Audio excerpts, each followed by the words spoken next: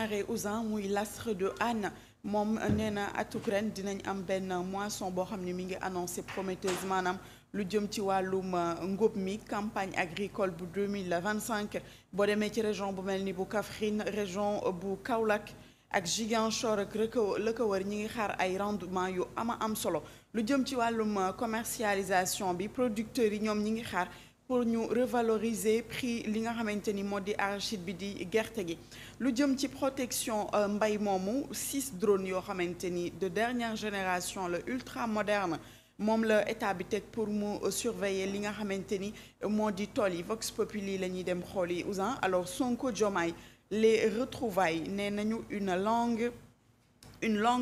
rencontre dimanche soir bu ñu sukkalikoo ci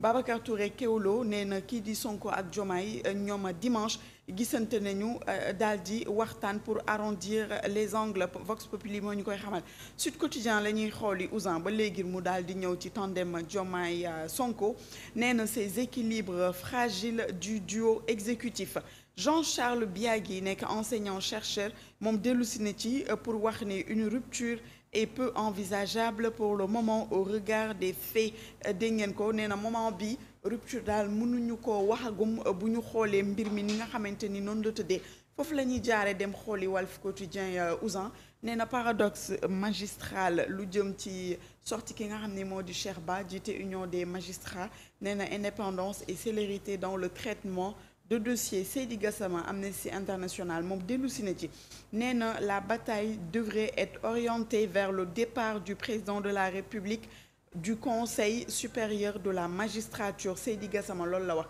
nee na li ñu war a def mooy que président dafa war a jóge ci bopp Conseil supérieur de la magistrature keneen koo xam ne wax na ci di Alassane Seck président de la LSDH moom nee na les magistrats dañoo bëgg une chose et sont au contraire loolu la ñuy xamal bu ñu jógee ci Walf Quotidien Ousin enquête yéeni kaay la ñuy dem xool les affaires au ralenti crise bi ñuy noté au sommet de l'État dafa xaw a tagga témbel li nga xamante ni réewum Sénégal liggéey ba na muy demee nee na les tensions au sommet de l'État et absence du premier ministre loolu dafay multiplier li nga xam ne moo di jiixi jaaxa yi nit ñi am ci seen xel alors pour étendre sa flotte kii di Air Sénégal compagnie aérienne bu mag boobu réewum Sénégal am moom commandé na 9 Boeing yu mag coalition Diomaye président ma ngay massifié wu ki ko jiite di Aminata Touré Ousin les écoles la ñuy dem xooli nee na le secours des banques ivoiriennes au Sénégal alors li nga xamante ni moo di souscription de titres de dette alors pour les institutions ivoiriennes ont triplé ci lu tollook at mi nga xamante ni ci la ñu génn les banques ivoiriennes ont acheté 42% des titres sénégalais option rachat et rectification pour les Lions suñu gaynde yu mag yi dañuy jongante tey à 15h ak ñi nga xamante ni ñoo di waa Kenya ci benn nag jongante xarito di waajal jëm ca Coupe d'Afrique des Nations ba ñuy amal fële ca Maroc Madiambal Diagne accuse Sonko Direct News moom moo ko wax nee na feuilleton judiciaire bi nga xamante ni moo am autour de l'homme Mohamed Jean ancien directeur général bu XBET mi ngi noonu mu ne après fuite yi nga xamante ni moom moo am ci rapport scientifique bi visant ki nga xamante ni moo di Mohamed Jean lu jëm ci ay irrégularités financières depuis la France Madiambal Diagne jeté na lépp ci kaw ki nga xamante ni moo di premier ministre Ousmane Sonko lépp mi ngi ci biir Direct News l'Observateur la ñuy dem xooli l'Obs nee na nouvelle dynamique la coalition Diomaye sous microscope ba léegi mu dellu si nee na décret nee na pouvoir ak moyen levier politique majeur derrière l'adhésion massive qui suscite le débat interrogation sur les spécialistes et sciences politiques nee na daal booy xool décret pouvoir moyen levier politique loolu yëpp président de la république moo ko moom kon mën nañu imaginer lan moo tax Diomaye coalition Diomaye président moment bi ñuy wax mu am ay adhésion yu bees docteur Abdoulaye Niane ak Waly Diouf Bodian ñoom nag ña ngay teesante mën nañ ko tuddee noonu l'observateur moo ñu koy xamal l'observateur dellu siwaat ci li nga xamante ni moo di les véritables circonstances de l'incendie survenu dans la nuit d'hier au domicile de Farba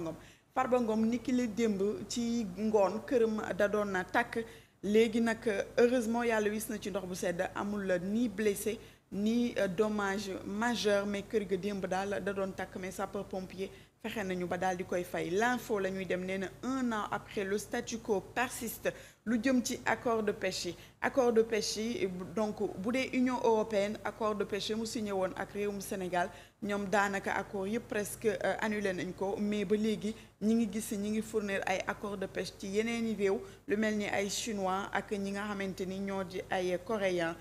Mamadou Diop Thioune moom dellu si na ci nee na bateau Union européenne yi actuellement retiré nañ ko mais il y a encore beaucoup d'autres bateaux au Sénégal. Kii di Fama Sarr moom nee na à notre grande surprise une augmentation des licences attribuées à d'autres navires. Mi ngi noonu donc dañoo pratiquement éliminer accords yi nga xam ni moom la ñu amoon ak Union européenne mais chinois yi ak coréens yi ba léegi Sénégal ñi ngi liggéey ak ñoom di leen jox li nga xamante ni moo di ay accords de pêche. Début des auditions ce mardi dans le dossier Amadou Sall kon tey lay door audition yi jëmale ci kii di doomu président Macky Sall l'ancien président de la République du Sénégal. Le quotidien la ñuy dem xool yi nee na l'État à fond sur le marché régional mi ngi noonu nee nañ après avoir levé 99 milliards vendredi benn nouvel emprunt la ñuy démarrer waat ni ki les 28 novembre bu toll ci 95 milliards. Source A la ñuy xool yi moom nee na les réformes de Diomaye moom la dellu soit lu jëm ci recrutement ci armée bi mën nga ñëw nekk volontaire pour nga dugg ci armée âge bi nga xamante ni moom la ñuy sàkku muy entre 18 ans et 28 ans pour nga mën a nekk volontaire dugg ci armée bi pour servir ton pays. Waly Diouf Bodian moom mi ngi tiré bu baax a baax moom digganteem ak docteur Abdoulaye Niane moom it comme tontu du forox moom it tontu na ko bu baax a baax lépp ci source a mën ngeen ko faa gis. Tribune yéenekaay yi nee na le Sénégal sur perfusion des banques ivoiriennes. Sénégal daal moment bi banque ivoirienne yi mën nañu ñoom ñoo ñuy génne ci gouffre bi nga xamante ni ci la ñu nekk muy économie boo xam ne dafa nermeelu. Kii di Fofana journaliste bi dañu ko convoqué tey Aïda Mbodj jiite DER moom moo ko convoqué kon tey dina dem wuy ji ci yoon. Point actu la ñuy dem xool mu ni xool leen yii xaritoo yi nga xamante ni politique moo ko tas Diomaye ak Sonko ñoom defuñu exception gisoon nañ fi Abdou Diouf ak Habib Sy gisoon nañ fi ki nga xamante ni moo di Idrissa Seck te yooyu xaritoo yépp daanaka politique daal da ko yàq. Laas yéenekaay nee na kii di Birame Souleye dafa plongé ci benn mutisme maanaam moom daal silence radio la def mu nekk benn silence boo xamante ni tey na xel ndax Birame Souleye ba léegi waxul ci lu jëm diggante Diomaye ak ki nga xamante ni moo di Ousmane Sonko coow li nga xamante ni moo leen lëkkale ñoom ñaar yor daf benn jàngat ci président Bassirou Diomaye Faye nee na le péril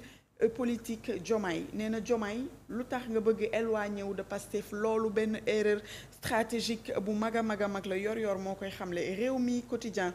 député yu Pastef ñoom manifesté nañu seeni soutien à 100% pour le premier ministre Ousmane Sonko. Sport la ñu koy tëjee di tàggat yaram. Tribune Sport nee na Sénégal tey dina affronter le Kenya pour faire oublier le Brésil tey lay doon à partir de 15h. Sénégal di daje ak ñi nga xamante ni ñoo di Kenya di match amical pour waajal seen préparation CAN 2024 di amee fële ca Maroc. Ousin mën nañu jàpp tey que lii moo gënoon a fës ci xëtu yéenekaay yi. voilà loolu moo gënoon a fës ci xëtu yéenekaay yi ki ñu ko doon jàngal di Fama Diaboula le temps que ñuy dem ci li nga xamante ni moom mooy fait divers seen caal yi dañuy may générique léegi ñu ñëwaat.